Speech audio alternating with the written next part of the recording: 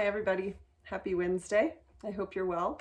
I have chosen a book and also we're going to do a little bit of poetry today. We're going to go back and visit our old friend Shel Silverstein again, who wrote lots of books and also wrote lots and lots of poetry. And we don't spend a lot of time on poetry in kindergarten, but I think you'll really like his poems. So we're going to do a little bit of that on lots of days when we're reading, just so we can hear what poetry sounds like and get an idea of what it is and how it's different from listening to a book or a story. The book I chose is by Jan Brett, written and illustrated. It's called Armadillo, Rodeo, and I hope you like it. We have not read it in class. I think you'll enjoy it. It's one of my favorites. Armadillos. 1, 2, 3, bow! Let's go! Ma Armadillo called to her boys as they headed out to dig deep in the heart of Texas Hill Country.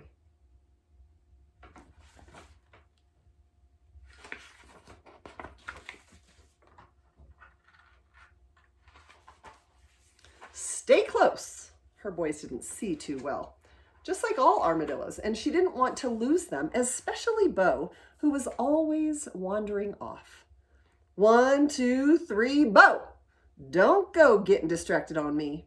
But Bo already was. He was looking at a lizard.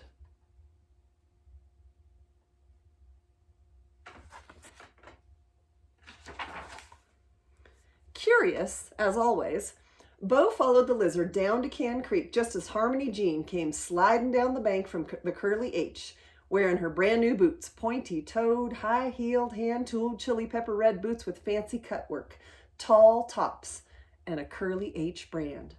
She was here to scuff them up.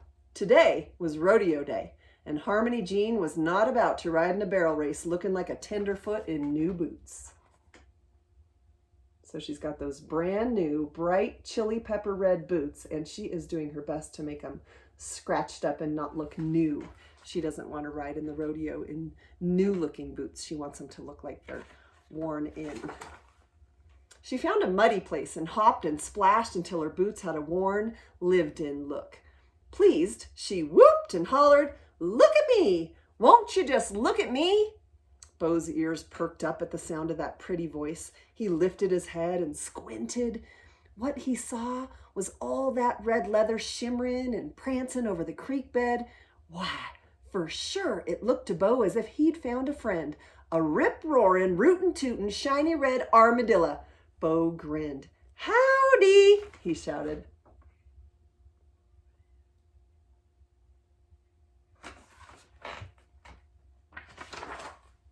Harmony Jean, job done, lit off through the back 40 to the Curly H.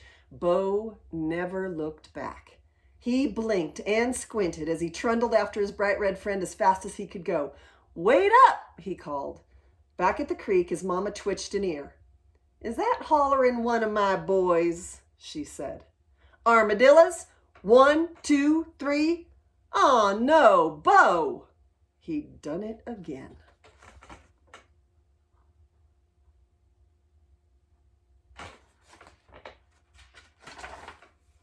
Bo arrived at the rodeo just as Harmony Jean was swinging a leg up on her pony. Spotlight. He saw the perky nose and silvery tail of the red armadillo leaping up ahead of him. "Wait for me!" Bo called. Do you see him climbing up on the back of the horse?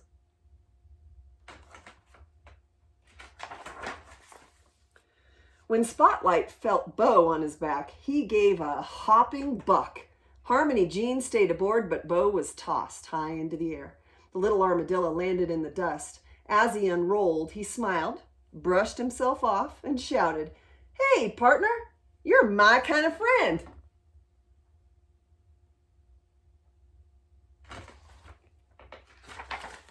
Bo tried to catch sight of that rootin'-tootin' red armadillo, but he had to move fast. As he zigged and he zagged across the arena, Ma Armadillo with her 3 boys was hot on his trail, asking everyone she met if they had seen her Bo.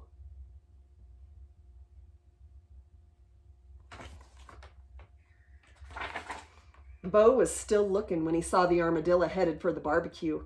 "I'm right behind you," Bo called.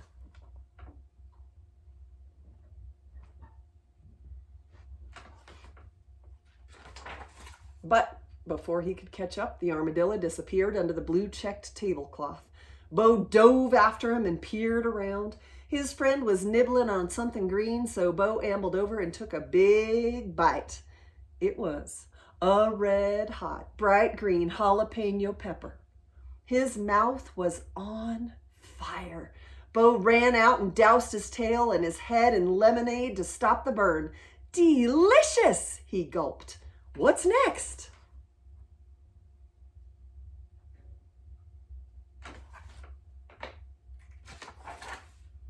Chow time over, the cowhands got out their fiddles, and everyone went into the barn for a little dancing.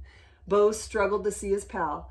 Finally, he spotted a flash of red right in the middle of all those stomping feet.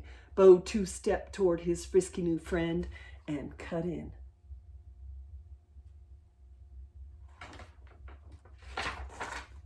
Harmony Jean went tap, slide, tap with her right foot, then tap, slide, tap with her left foot, then heel stomped, high kicked with her left, and Bo was hurled high in the air. As he landed in the hayloft, he let out a rebel yell. Yahoo! Not far away, Ma Armadillo heard the commotion. That's my Bo, she cried.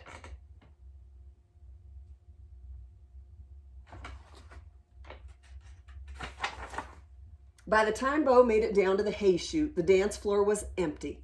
Harmony Jean and her friends had settled around the campfire. She looked down at her boots. They were starting to pinch. She slipped them off and tossed them behind her. So now you can see the boot all the way itself, with Bo moving, making his way over to it to get a closer look. Bo bounded up to a pointy-toed, high-heeled, hand-tooled, chili pepper red boot. Howdy, he said. You're a mighty hard fellow to keep up with. My name's Bo. What's yours? His new friend didn't answer. Bo stepped even closer. He could see the perky nose and the shy smile. What's next? He asked.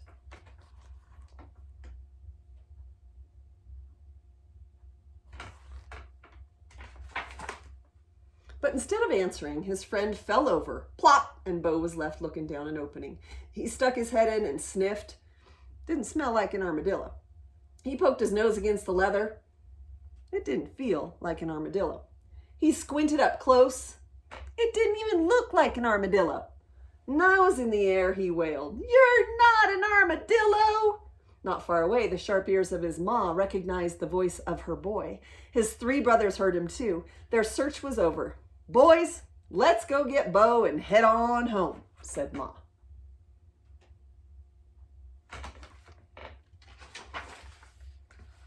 Time to sleep, Bo, his ma said. We have to go out and dig tomorrow. Yes, Ma. But Bo's thinking about Curly H. He knows that whenever he wants a change, he can mosey on down for some red-hot chili pepper excitement, and his ma will always be there to bring him home. And that's the end. Oops. That's a fun one, right? So Bo, like lots of animals, has some senses that work well, and one of them is not his eyesight. So your senses are your sense of touch, what things feel like, your sense of hearing, your sense of sound, which is what you do with your ears, your sense of smell, which comes from your nose, and your sense of sight, which comes from your eyes. You also have a sense of taste that comes from the tongue in your mouth. Armadillos do not have a very strong sense of sight. They can't see very well. And so that explains the whole thing with Bo getting all confused about those boots and whether they were an armadillo for him to play with or something else. When I read that story, I started to think about the poem that I would choose to read today. And I thought about a poem where there is a little hang up with a person and his ability to see also. It's kind of a funny poem and very silly, and I hope you like it. It's called The Loser. The Loser. And it goes like this. It's by Shel Silverstein. Mama said I'd lose my head if it wasn't fastened on. Today I guess it wasn't, 'cause while playing with my cousin, it fell off and rolled away. And now it's gone. And I can't look for it 'cause my eyes are in it. And I can't call to it 'cause my mouth is on it. Couldn't hear me anyway, 'cause my ears are on it. Can't even think about it, 'cause my brain is in it. So I guess I'll sit down on this rock and rest for just a minute. So lots of Shel Silverstein's poems need the picture to go with them so you can understand what the words say. So what I'd like to do is show you the picture and then read the poem again, because I think it'll give you a good idea of what's happening. Do you see what's happening right here? There's a guy without a head who thinks he's sitting on a rock. But if you look closely, you can see he's actually sitting on his head. So when I read it this time, keep that in mind. His head is the rock that he's sitting on. It's called The Loser.